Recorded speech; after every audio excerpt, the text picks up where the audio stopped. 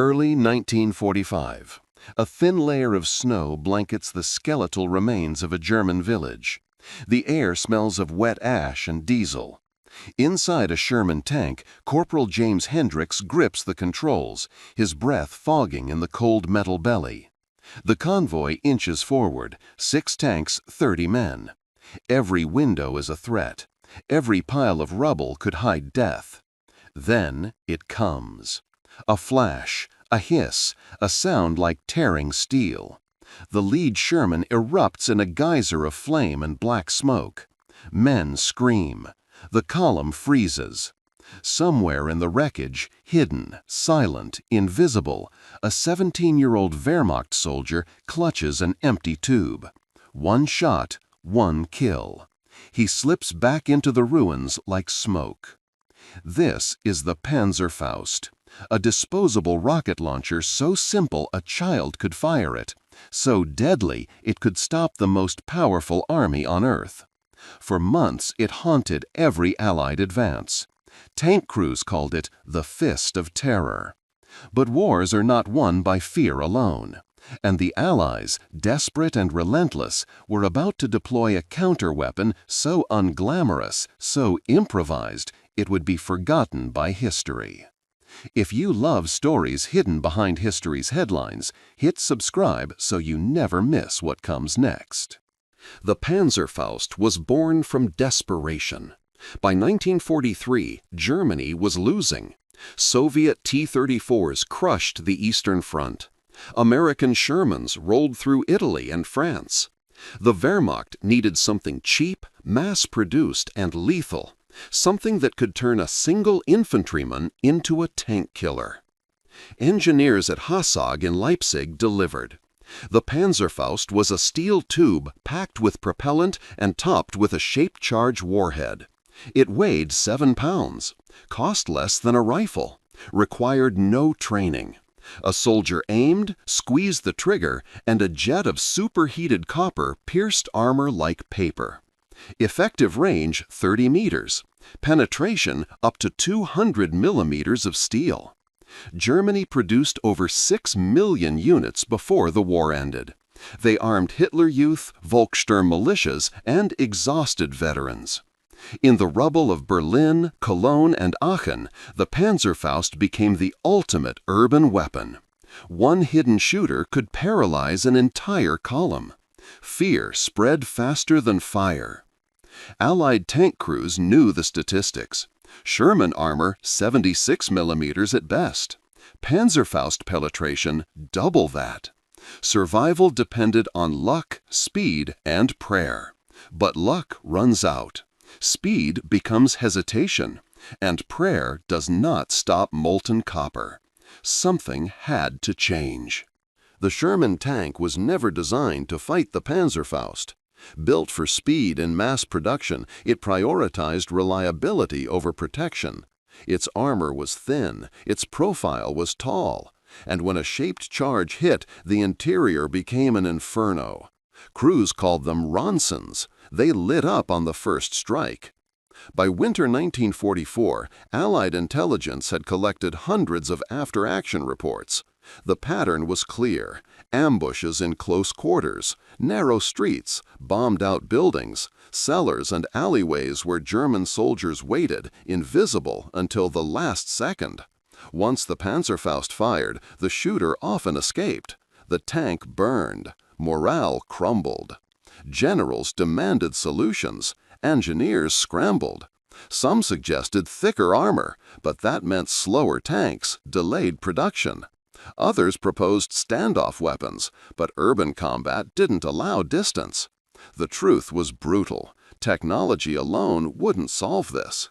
The Panzerfaust was too simple, too cheap, too effective. What the Allies needed wasn't a superweapon. It was adaptation, improvisation, a willingness to turn tanks into hybrid beasts, to rethink tactics, to merge steel with grit. And in the frozen mud of Europe, that transformation began, not in a laboratory, but in a repair depot outside Aachen. The first countermeasure was almost absurd in its simplicity: sandbags. Tank crews in the field began piling them onto hulls, hoping the extra mass would absorb or deflect the shaped charge jet. It didn't work well. Sand compressed under impact, and the Panzerfaust's penetrators still reached the armor. But it did something unexpected. It bought seconds. It created doubt. And in combat, doubt is a weapon. Then came the scrap metal. Crews welded spare track links, bed frames, wire mesh, and concrete blocks onto their Shermans. They looked ridiculous, rolling junkyards bristling with junk. But reports started coming back. Hits that should have killed instead left scorch marks. The improvised standoff armor disrupted the copper jet before it could fully form. It wasn't perfect, but perfect didn't matter. Survival did. By January 1945, field modification became doctrine. Engineer battalions issued welding kits, spare materials, and installation guides. Shermans rolled into battle looking like medieval knights in patchwork plate. Crews painted them with dark humor. Hitler's surprise, junkyard dog, fear this. But armor alone couldn't win. The Panzerfaust was still out there, hidden, patient, deadly. The Allies needed more than defense. They needed to take the initiative, to flush out the threat before it fired. The answer came in the form of the M4 Dozer Sherman, a tank fitted with a hydraulic bulldozer blade on its front. Originally designed for engineering work, clearing obstacles and building roads, it became something far more lethal in urban warfare. The blade could push through barricades, collapse buildings, and expose hiding spots. More importantly, it turned the Sherman into a mobile wall. Dozer tanks led assaults. They rumbled forward, blades down, scraping rubble aside and denying Panzerfaust teams their cover. If a soldier tried to fire from a cellar window, the blade smashed through. If an ambush waited behind a pile of brick, the Dozer crushed it flat. The weapon that thrived on concealment suddenly had nowhere to hide. But even the Dozer couldn't operate alone. The real breakthrough was tactical, combined arms integration. Infantry squads moved tight to the tanks, scanning rooftops, cellars, and alleys. Flamethrower teams cleared buildings before armor advanced. Snipers provided overwatch. Artillery softened strong points. Every element covered the other's weaknesses. The Panzerfaust relied on isolation. One man, one shot, chaos. The Allied response was the opposite: coordination, saturation, relentless pressure. Suddenly, firing a Panzerfaust meant exposing yourself to a dozen threats at once. The calculus of terror reversed. February 1945. The 3rd Armored Division prepares to assault the town of Düren, a maze of shattered stone and twisted metal on the western bank of the Ruhr River. Intelligence reports predict heavy resistance. Panzerfaust ambushes are expected at every intersection. Lieutenant Colonel Sam Hogan briefs his tank commanders. The plan is simple: Dozer Shermans first, infantry second, gun tanks third. No cowboy shit, he says. We move as one or we don't move at all. At dawn, the column advances. The Dozers grind forward, blades chewing through debris. Behind them, riflemen crouch low, eyes scanning. The first building explodes, not from a Panzerfaust, but from a flamethrower team incinerating a suspected sniper nest. Smoke pours into the street. Silence. Then movement. A figure sprints across a gap, clutching a tube. Before he can aim, a .50 caliber burst tears through the air. The soldier drops. The Panzerfaust clatters onto cobblestones, unfired. This happens again and again. German defenders try to set ambushes, but the combined arms net is too tight. They can't get close enough without being spotted. They can't fire without being suppressed. The weapon that once ruled these streets now feels like a suicide pact. Not every engagement goes smoothly. In the rubble of Jülich, a Panzerfaust team waits in a collapsed church basement perfectly concealed. The Dozer passes overhead. Infantry sweeps by. And then they strike, hitting a trailing Sherman in the side, below the improvised armor. The tank shudders, smoke billowing from the hatches. 2 crew members escape. 1 doesn't. The lesson is harsh. Adaptation is not invincibility. The Panzerfaust still kills. But now, instead of losing 3 or 4 tanks per assault, the Allies lose 1. Instead of halting advances for hours, they pause for minutes. The weapon's psychological edge is dulling. German soldiers notice the shift. Diaries recovered after battles describe frustration. "The Americans no longer fear us," one Panzer Grenadier writes. "They come with fire and metal, like machines. We shoot, and they do not stop." By mid-February, Panzerfaust teams begin retreating deeper into cities, avoiding the initial contact. The weapon becomes reactive instead of proactive. It's still dangerous, but it no longer dictates the tempo of battle. The initiative belongs to the Allies now. And momentum, once lost, is almost impossible to reclaim. The Wehrmacht knows this. Every village lost is a step closer to Berlin. And the Panzerfaust, for all its lethality, cannot reverse that tide. The adaptation spreads. By March 1945, nearly every Allied armored division incorporates the combined arms doctrine. Training manuals are updated. Crews practice coordinated drills. The formula becomes routine. Dozer clears, infantry secures, armor supports. Repeat. But the Germans adapt too. Panzerfaust teams move to 2nd and 3rd floors, firing downward at thinner top armor. They rig explosive traps near debris piles, hoping to damage tracks and immobilize tanks. Some units stockpile multiple Panzerfausts, planning coordinated volleys to overwhelm defenses. It becomes a deadly chess match. The Allies respond by adding more infantry per tank, increasing reconnaissance, using smoke grenades to obscure movement.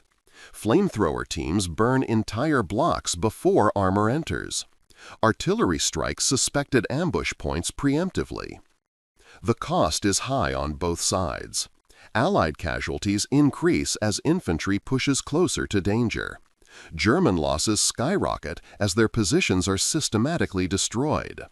But the strategic outcome is clear. The Panzerfaust no longer stops advances, it delays them. In the Ruhr pocket, surrounded and desperate, Wehrmacht units report ammunition shortages.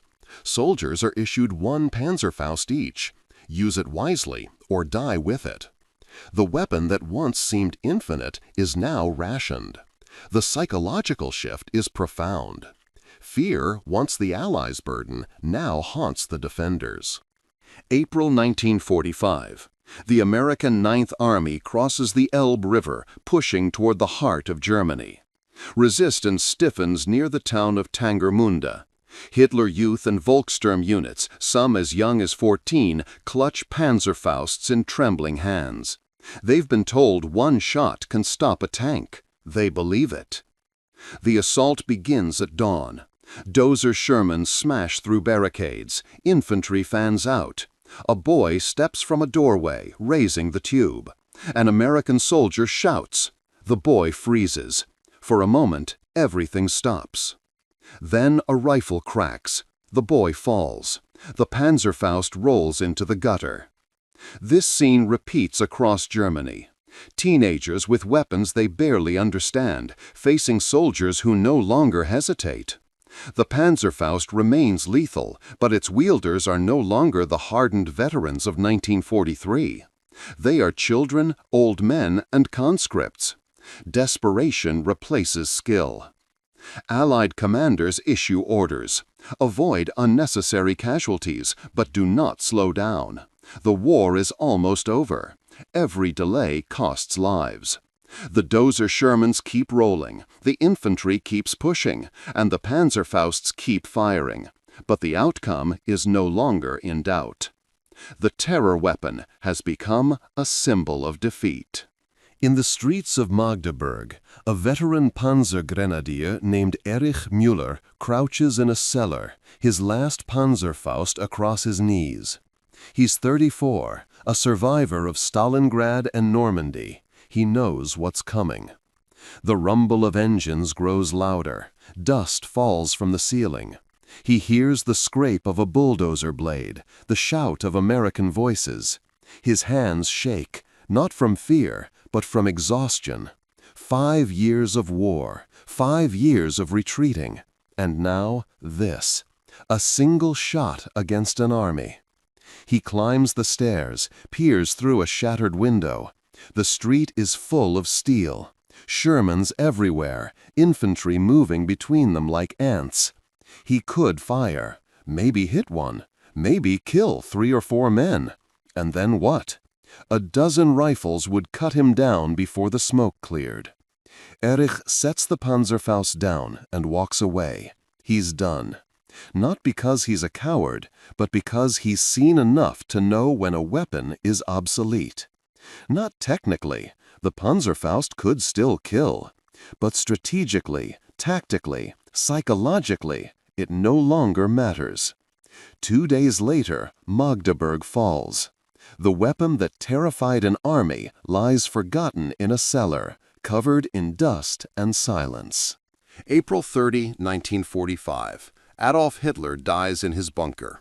Germany collapses. Allied forces converge on the remnants of the Wehrmacht, sweeping through Bavaria, Austria, and Czechoslovakia. In these final days, Panzerfaust ambushes still occur, but they feel futile, symbolic, desperate. The real revelation comes in post-war analysis. Military historians examine the data: tank losses, tactical reports, casualty rates. The numbers tell a story. In late 1944, Panzerfaust attacks accounted for nearly 30% of Allied tank losses in urban combat. By March 1945, that number dropped to 11%. By April, under 5%. The weapon itself didn't change. Its penetration remained lethal. Its simplicity endured. What changed was the environment around it. The combined arms tactics, the improvised armor, the coordinated infantry, these didn't make the Panzerfaust obsolete. They made it survivable. Survival in war is everything. Captured German officers admit as much in interrogations. Your tanks became fortresses, one says. Not invincible, but too costly to attack. We needed 3 men with Panzerfausts to guarantee a kill. We rarely had 3, and when we did, your infantry found us first. The forgotten counterweapon wasn't a single invention. It was adaptation itself. The willingness to improvise, to learn, to merge defense with aggression. It was gritty, unglamorous, and decisive. The Sherman dozer, the scrap metal armor, the combined arms squads, none of these made headlines. No newspaper celebrated the bulldozer that saved Europe. No propaganda poster featured sandbags welded to a tank. These solutions were too mundane, too improvised, too honest about the reality of war. Survival is ugly. But the soldiers knew. Veterans returning home carried memories not of wonder weapons or heroic charges, but of grinding, methodical advances, of dozers pushing through hell, of infantrymen running beside tanks, hunting threats in the smoke, of wire mesh and spare tracks absorbing hits meant to kill. One tanker, interviewed decades later, said it simply: "The Panzerfaust scared us, but we learned to scare it back." This is the essence of the forgotten counter-weapon. It wasn't a technological marvel. It was behavioral, cultural. The Allies chose to adapt faster than their enemy could exploit fear. They turned vulnerability into a problem to solve, not a fate to accept. And in doing so, they revealed a timeless truth about warfare. The most dangerous weapon is not the one that kills, but the one that paralyzes. The Panzerfaust could destroy metal. The Allied response destroyed the fear that metal represented. That, more than any armor or blade, won the battle. May 8, 1945. Victory in Europe. The guns fall silent. Across Germany, thousands of Panzerfausts lie abandoned in ditches, cellars, and fields. Some will be collected, studied, and archived. Most will rust into the soil, forgotten. In Allied depots, engineers examine the improvised armor that saved so many lives. Photographs are taken, measurements recorded, reports are filed. Within months, these battlefield innovations will inform the design of post-war armored vehicles. Standoff armor becomes standard. Combined arms doctrine becomes institutionalized. But the men who wielded these weapons, the tankers, the infantry, the engineers, they carry a different kind of knowledge. They know that wars are not won by elegance. They're won by pragmatism, by the willingness to weld junk onto a million-dollar machine if it means coming home alive. The Panzerfaust terrified the Allies. History remembers that. What history forgets is the response. The unsexy, brutal, effective countertactics that turned terror into calculation. No single invention, no miracle weapon. Just soldiers, engineers, and commanders willing to improvise under fire. And that, perhaps, is the most remarkable weapon of all, the refusal to be paralyzed by fear. In the years following the war, the Panzerfaust influenced every nation's anti-tank doctrine. The Soviet RPG-2, the American M72 Law, the Swedish Carl Gustaf, all descendants of that simple German tube. The concept proved sound: make tank killing portable, cheap, and accessible. But the Allied counter-tactics also shaped the future. Post-war tank design prioritized survivability. The British Centurion featured composite armor. The American M48 Patton integrated lessons from Sherman modifications. Doctrine shifted toward combined arms operations as default, not exception. The human cost lingered.